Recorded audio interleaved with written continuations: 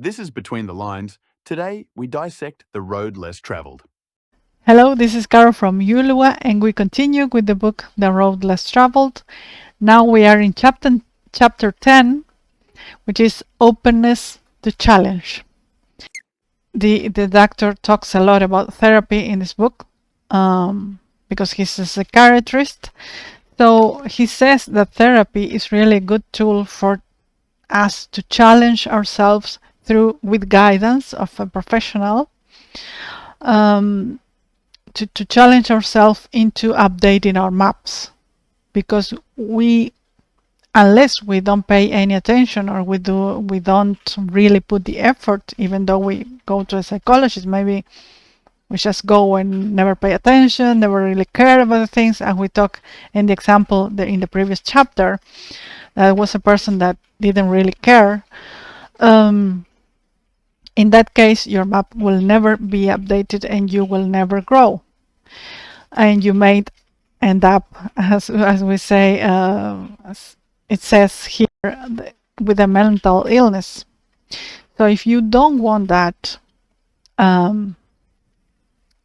you have to challenge yourself, and you have to be open also to be challenged by other people, by other interactions, world into our map and taking it against other people's maps. Sometimes we can, for example, and this is my idea, and this is something that I actually have been doing for many years now. When I talk to a person, I have talked, and it's not to brag, this is because I really believe in these kind of things. I have talked to people from all around the world, in person, remotely, and they don't have to be long chats with people. Sometimes by just a phrase ignites ideas in you, or gives you a realization or an insight that you can follow through, and you can challenge yourself and say, oh, this person thinks this about this topic. What do I think about that? And is there anything that I could think differently? Or what if I thought like this person? What impact could have this in my life, for example? And yes, again, I know that we are too busy to care sometimes, but it is really important for us to do this kind of exercise in order to not only to become more empath, because the more people you talk to, you will learn that there are infinite, I would say, ways of thinking about the same topic. Many, many different ways to think about the same topic. And this is a good idea, I think, for you to not only to become more empathetic, as I was saying, but also for you to grow your own mind palace, to grow your own ideas, to grow your own mind, and be able to get out of your comfort zone, because you won't be believing or agreeing with every other person that you meet. Actually, there have been many times when I have encountered people and I said, my beliefs are totally opposite from this person's, but I can understand somehow his logic, or to a certain extent I can understand his logic, and then in some other cases I completely disagree, but I can see that my ideas are mine and his ideas are his. Those kind of things.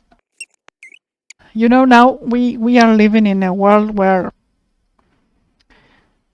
because we have different tools and we get in certain communities, I remember we have talked in the channel, not in this particular Between the Lines, but we have talked in the channel about being assimilated in a community, which is happening a lot right now, because we are even algorithmically, we are like more directed into certain topics in our lives. For example, if you open here YouTube or whatever it is, every application has their own algorithm, and you will start seeing more of the same topic once and again. So we are like falling into our own biases, right? And that's one case of that we would like to avoid. I don't know if that's possible, but I think that the more challenge into our lives, into our ideas. And another thing that happens is, for example, I think about organizations, and in organizations they tend to, for example, want and really look for consultants. For example, like myself, I sometimes go to a company and I say, we have to look deeper into this problem in order to solve it. I need to involve more people that know about the things that are going on, the context and everything. And they say, no, but I just want you to tell me what to do. Right? We delegate the responsibility into others. And again, this book is about taking responsibility for the things, and also becoming more disciplined at solving these problems. So there are, most of the time, there are no recipes. I would say, yes, I will say most of the time. I think maybe you can use a recipe if you are going, I don't know, to make a very simple thing. But in general, there are no recipes for life. We have to try things. We have to sometimes fail. We can also luckily learn from people that have passed through experiences, but they might not be exactly the same. So there will be some things that we have to tweak and adjust accordingly as we go on. And well, this chapter is kind of really bit longer, but I will just say this example that came to mind. For example, I have a friend right now that she had the same thing that I had in my spine. And when I talked to her, and even I said, try this exercise that helped me, for example, in her case, that doesn't help, even though it's the exact same problem in the spine. So you will always have to adapt and adjust and see what works for you. And this says the book, this required contemplation and action. So you have to put some thought on the things you want to do, but not that much. Here lies the balance, not that much that you overthink. Another thing we have already talked in the channel. So you have to find the balance between, yes, I have to think about the thing deeper enough, but not that much that I get lost and I forget about taking action. Just enough in order to take action. And we will continue seeing this on this book, because it might seem like contradictory, but it's not. Believe me, it's not. And the doctor also says here that most of the time we think that people that really think through about things, we think that maybe they think too much. Or when we see this kind of people that are contemplative, we think that they are full of doubts.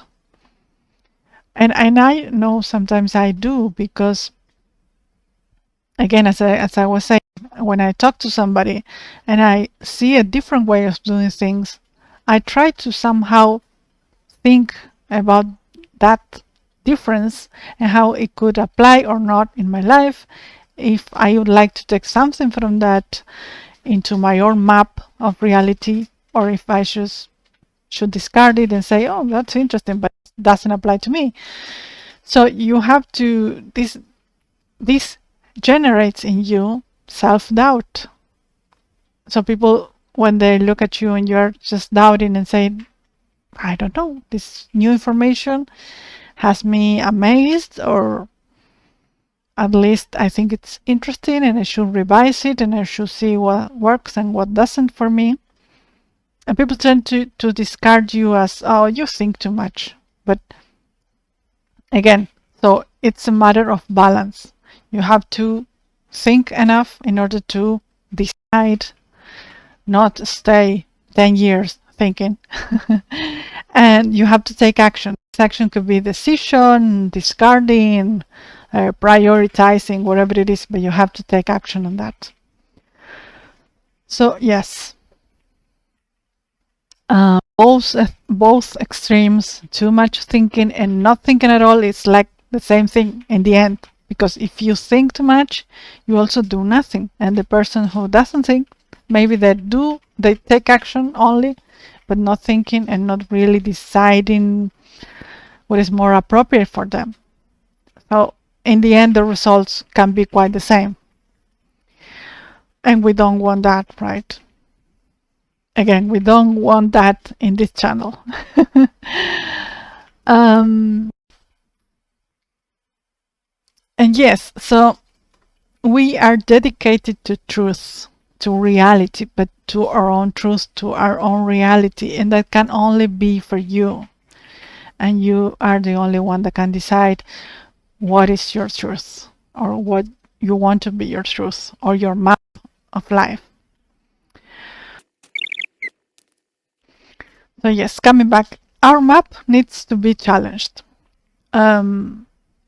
We can decide if it's challenged by the taxi driver that took you home yesterday, or if it's by your parents, by your friends, by the therapist, or whoever you want, or every situation that you find.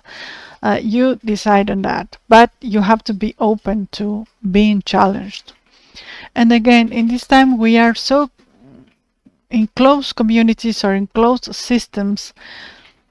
And you know what happens in closed systems? Entropy tends to get you down or deprecate you until you no longer exist. Well, that's an extreme case, but you can imagine that. So you start like degrading your mind palace if you stay too close, if you stay only with your own thoughts, or always with the same community, not challenging any idea, any thought, any concept, rule, or whatever it is, and you stay with the same modus operandi all day long or your life, and you stay in the same status quo. So you don't change anything. But it's not that you don't change anything, it's you start degrading, and that's the worst part of it. And that is what in the end leads you to mental illnesses. And of course there are different grades of mental illnesses, but this is what this book is about again. So yes, this happens not only as individuals like you and me, but also in organizations, as I have already said. And what tends to happen, for example, in organizations is that it comes to mind right now, AI is the new thing, but when I started it was, I don't know, go green, no paper office. Then there was this thing of modernization, agility, digital transformation. Now it's AI. There's always something going on. Announced with all the celebrations and great conferences, and we are not going. Everyone is going green. Everyone is going to use AI. Everyone is in the organization, but in reality, nothing ever changes. In not all organizations, but in most that I have been to, this happens, right?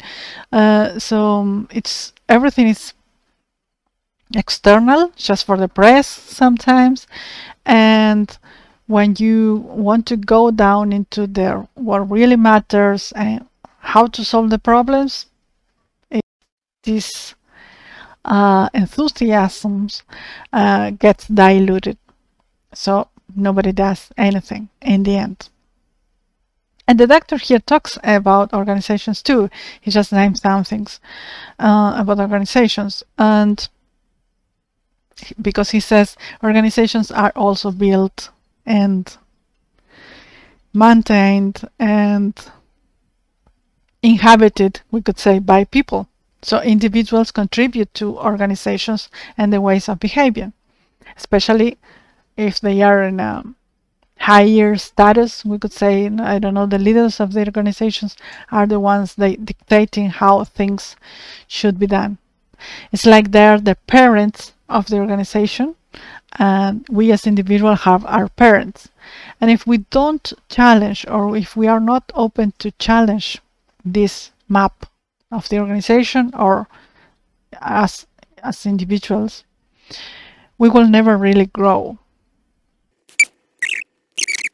So we tend, again, like in the example that we gave the previous chapter, the person that was undergoing therapy, he decided to no longer work on his own growth, and he decided that he was just too busy, the same as his parents had been in his childhood due to transference. And so he decided that that was it. He would stay comfortable, because we have, like I call it, our monkey mind. It's all the time saying things. But what the monkey wants is just to be shut up. So we can do that for good or for bad. We can say to our monkey, "No, I'm just too busy." And so it will shut up, and you will no longer be worried about the thing that you have to update your map. But if you want to upgrade your map and work on it, your monkey will have to work and maybe shut up sometimes too. But our brains prefer, or your brain and my brain prefer, just to be sitting around doing nothing, and being comfortable and lazy, like he always does. So, and the doctor gives here a really interesting point, because and I say that too many times. It's natural that our brains that your brain and my brain want to be lazy, and that the monkey doesn't want to work at all. But it is also natural for us as people to want to transcend, or want to transform our reality, to go to grow. So the opposites can be natural too. And he says something that I found really that I didn't expect to see in this kind of books, because it's written by a psychology, but he, as we have talked before, he used the terms like idiots and that kind of thing. And he says that even though sometimes we have natural things, like, for example, it could be seen unnatural to brush your teeth, through effort you have taught yourself to brush your teeth, as you have also taught yourself to not defecate on your pants, he says, but to go to the bathroom. This is something you have taught yourself to do too, and you decide unnaturally to go and do those kind of things. So I find that just it's a funny thing that I had to tell you. So doing the unnatural, or doing the things that take effort, takes also courage from our side, from us, and also commitment, because we have to be committed to, in order to grow, to self-examinate day after day, at least, I say, week after week, in order to be able to update the map, in order to grow and to become an adult. And he also says that people that, sorry, it's super cold here. And he also says that people that are willing to, courageously willing to do so, they become healthier, and become also stronger than the average of people. Even so, sometimes when I remember when I was younger, I talked to some people and I say, "Oh, I'm going to therapy." At the time, they said, "Oh, but that's just for Beep. that's for idiots to go to therapy or for crazy people." But actually, it's the opposite. You become stronger and also you become more mentally healthier than the average people. This is said by the doctor, not me.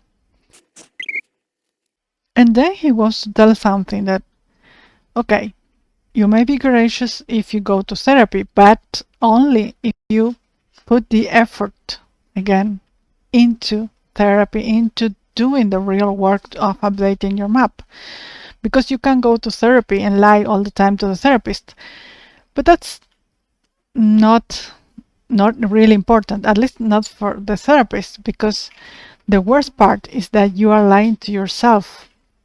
And the doctor says lying is a circumvention or like shortcut, because again, and this is my interpretation, you are shutting your monkey and you're saying, oh, I'm too busy, or I don't know, I've always done this thing and I don't want to do any other, or nobody gets me, or whatever it is that you say to yourself. It's just to shut in your monkey, and it's some kind of a decision in order to do nothing about it. But the worst part is that you are lying to yourself, and it's only damaging for you, because in the end your therapist, though he may care or she may care about you, they don't really have a say into you. You are the one having to put the effort into growing, into creating your mind palace. So I remember once I have a very wise friend, and we were talking about his problems and he thinks, I think the topic, I don't quite remember, but I think it was around love. And I'm not going to tell you because, first of all, I don't remember. But he said,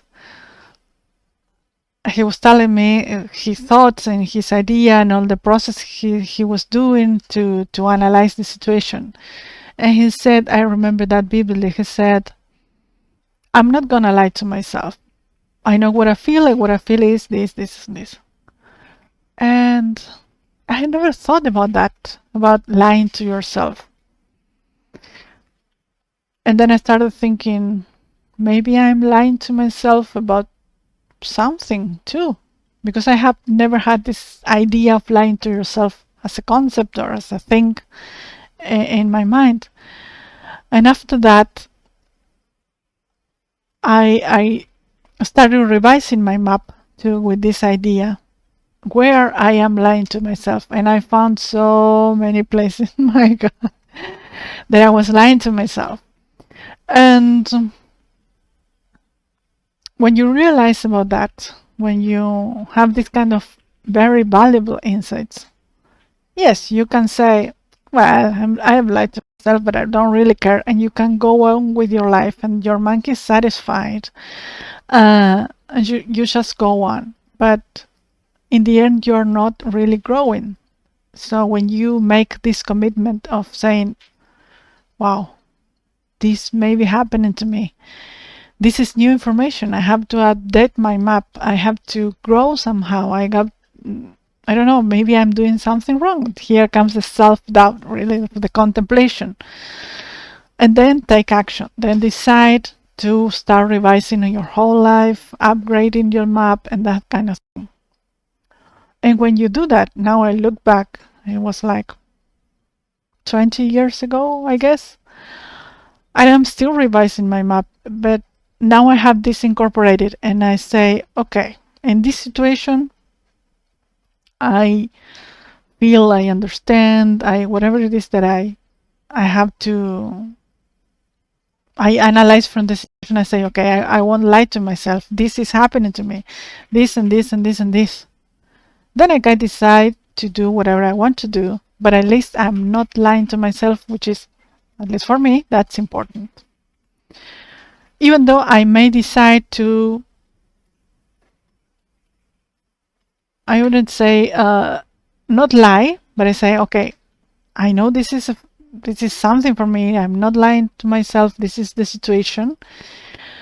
But for example, let's say this is just stupid. It is not a real case, but just for you to understand, I want to eat ice cream, but ice cream makes me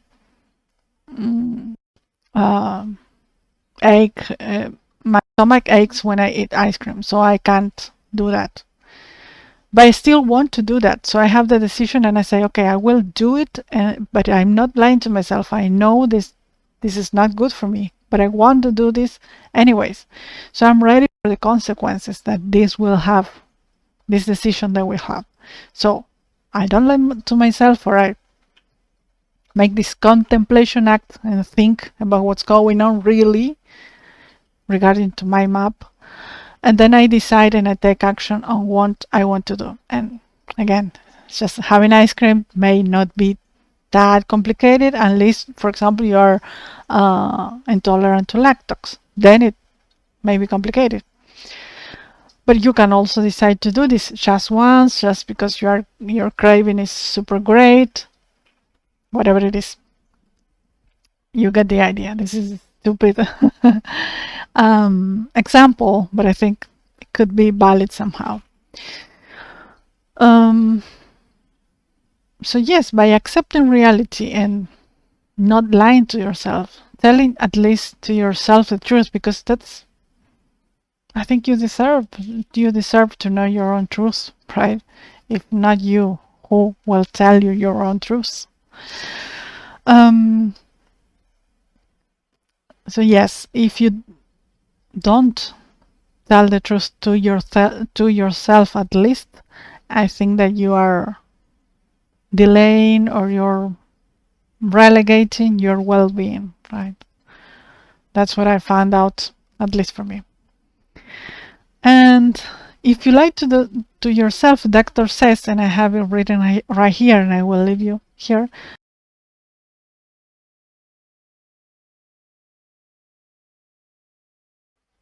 Once you tell a lie, even if it is to yourself, you have to do so much effort, sometimes even more than if you really were confronted to the truth and really accept that.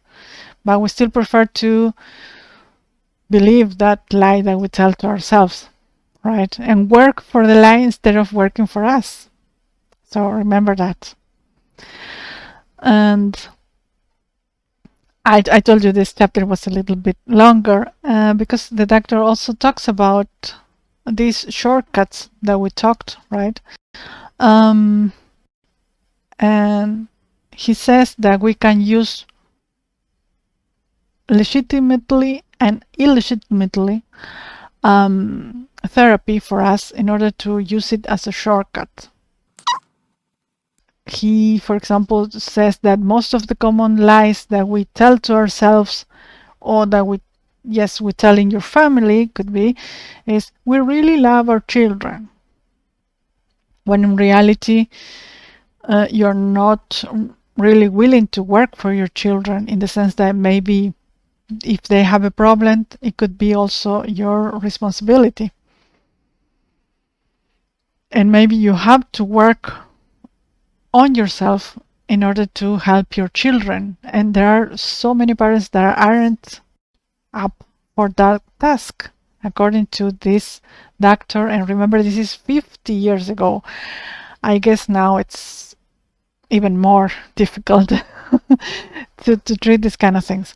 And also another thing that we tell to ourselves, which is a lie, and I remember saying this to myself in my youth, saying, oh, my parents love me completely, they really, really love me. And yes, that was true in a sense, but at the same time, that didn't mean that they didn't make any mistakes, or that I misinterpreted things they were trying to do out of love.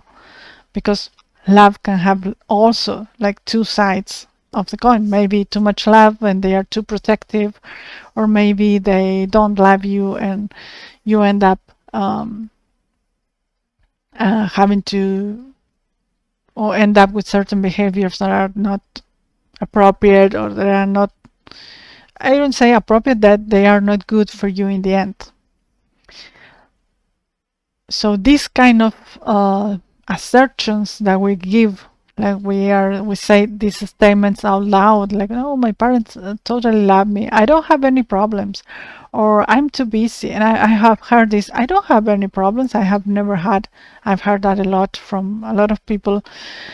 And I think maybe we should, well, I don't think you should. I think you have the opportunity during this reading to revise your map and to see if these statements still apply in your life or not. Because again, and the doctor says it many, many times, lying to yourself in this case leads to mental illness. And here we are, in order to achieve somehow wisdom or effectiveness, even he says, the doctor says, wisdom, effectiveness comes through this challenge that we put ourselves into when we are open to be challenged by other people and also by ourselves. So that's it. It was a little bit longer, kind of a lot longer than the others, but I think it had several very, very interesting things for us to talk about. So I took some notes on the most important. And again, if you liked it, if you think someone or somebody could be benefit from these ideas, you can share this, you can like it, you can comment, and you can also invite me for a coffee if you want. You have everything laid down in the description below in the YouTube video. So have fun and see you in the next episode. Bye bye. Stay tuned for Ulua's next episode.